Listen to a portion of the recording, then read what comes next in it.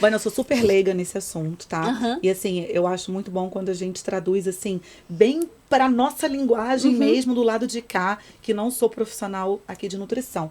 Quando você fala para mim que o intestino é uma parte emocional também, Isso. o que que você está querendo dizer com isso? Como é que isso acontece? Como é que essa comunicação de emoção e intestino ocorre? Tá, o intestino, ele tá muito ligado ao cérebro. A gente tem um eixo chamado Sim. intestino-cérebro. A grande verdade é que o intestino é um fofoqueiro. E tudo que acontece no intestino, ele quer contar pra todo mundo que ele não sofre sozinho. Então é aquela história de que o que acontece em Vegas fica em Vegas, o que acontece no intestino todo mundo sabe, porque ele é fofoqueiro, né? Então, quando o intestino tá lá sofrido, a microbiota tá ruim, os bichinhos que moram nesse ambiente intestinal, não tá produzindo o metabólito que deveria, ele fica pé da vida e ele comunica isso para o cérebro, não estou satisfeito. E o cérebro entende esse não estou satisfeito e ele dá um feedback para esse intestino. Você tá irritado, eu também tô. Aí fica todo mundo irritado, entendeu? Ansioso, depressivo. Então, quando a gente está falando dessa comunicação do eixo intestino-cérebro, na verdade, eu tenho um ruído de comunicação entre o que é produzido a nível de intestino, o que é interpretado a nível de cérebro e esses feedbacks do intestino comunicando para o cérebro e do cérebro comunicando para o intestino. Então, o que a gente tem que fazer é regularizar esse eixo intestino-cérebro. A nutrição é muito boa nisso. Entendi.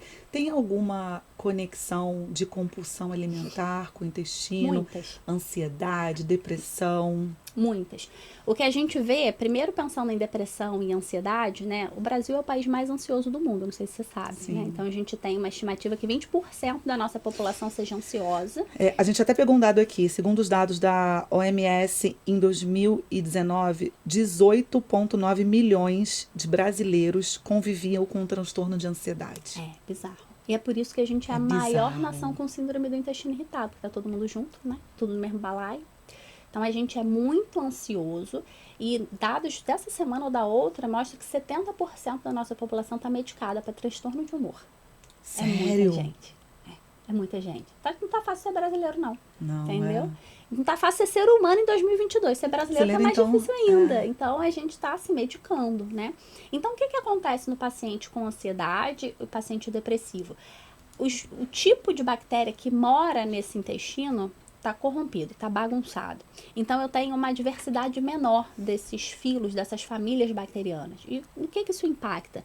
Na produção de alguns metabólitos que fazem essa comunicação do intestino para o cérebro, aumenta a produção de mediadores inflamatórios, então eu gero um quadro chamado de neuroinflamação, o cérebro inflama. Eu diminuo neuroplasticidade, que é a capacidade dele se reerguer depois dele lidar com alguns problemas. Então, no longo prazo, esses pacientes ansiosos e depressivos, a gente vê que o intestino está diferente, a permeabilidade está aumentada, ele está super inflamado, isso é tudo comunicado para o cérebro e o cérebro inflama junto. Olha. E no caso, o problema desse cérebro inflamado é que eu perpetuo o problema. Sim. Então, eu fico cada vez mais doente, eu não melhoro nunca. Né? Então, eu preciso tratar o intestino de indivíduos ansiosos e depressivos.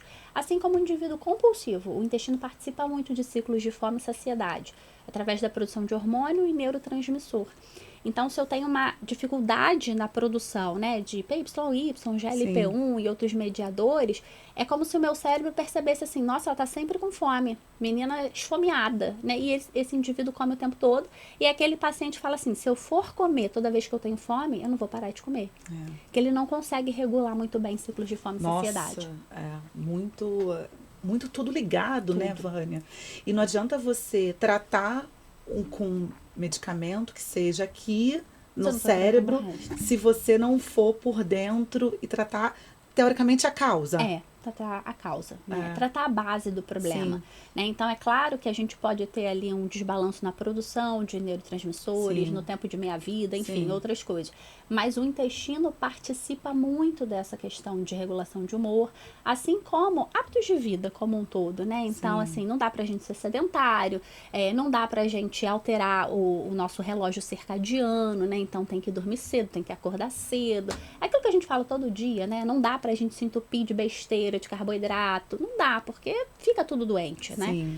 Se tá tudo conectado, então tudo que eu faço impacta meu intestino, que impacta todo o resto.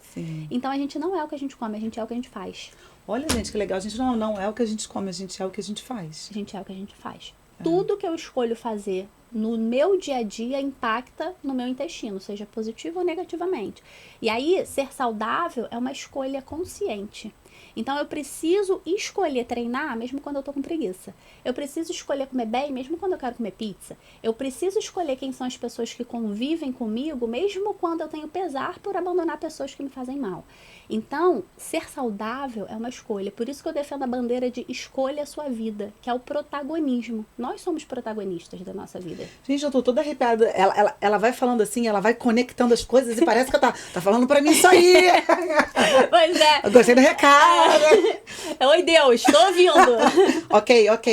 Eu falo que o Deus é nosso ponto eletrônico, né? Que é a nossa intuição. Exatamente. E Deus fala com a gente o tempo todo. Só que a gente tem que querer ouvir. A gente tem que querer ouvir. Você falou uma coisa aí que a gente gosta muito e que a gente viu no teu perfil que eu adorei.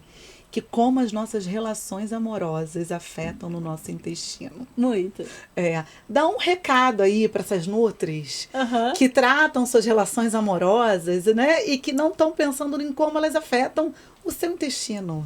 Quando a gente pensa na saúde intestinal, então é o seguinte, por que relação amorosa está relacionada à melhora da composição da microbiota?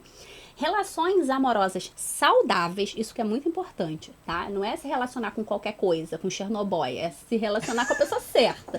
Então, relações amorosas saudáveis fazem com que a minha microbiota seja mais complexa e mais diversa. Quando eu aumento complexidade e diversidade microbiana, eu gero saúde metabólica.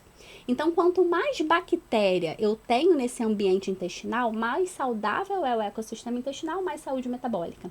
E aí é o link do intestino-cérebro. Quando a minha cabeça tá boa, meu intestino tá bom.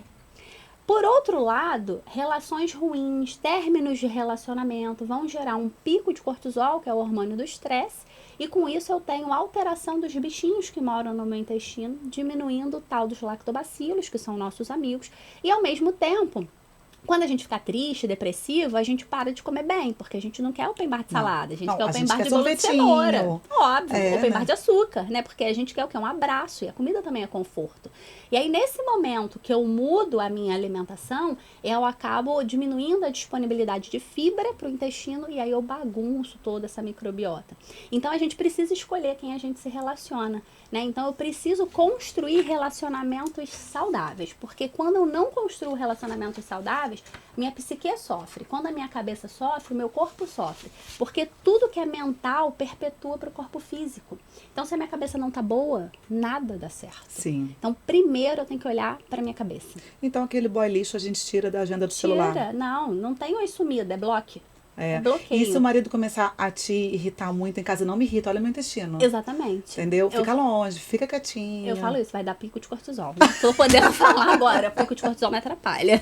É isso, senão desalinha seu chakra o tempo todo, não pode. Não, meu projeto Forever Young. Não, eu não nadei pra morrer na praia, você não vai me atrapalhar, não, peraí. Estudei muito, querida. Peraí. Estudei muito. Respeita a minha história. Respeita a minha história.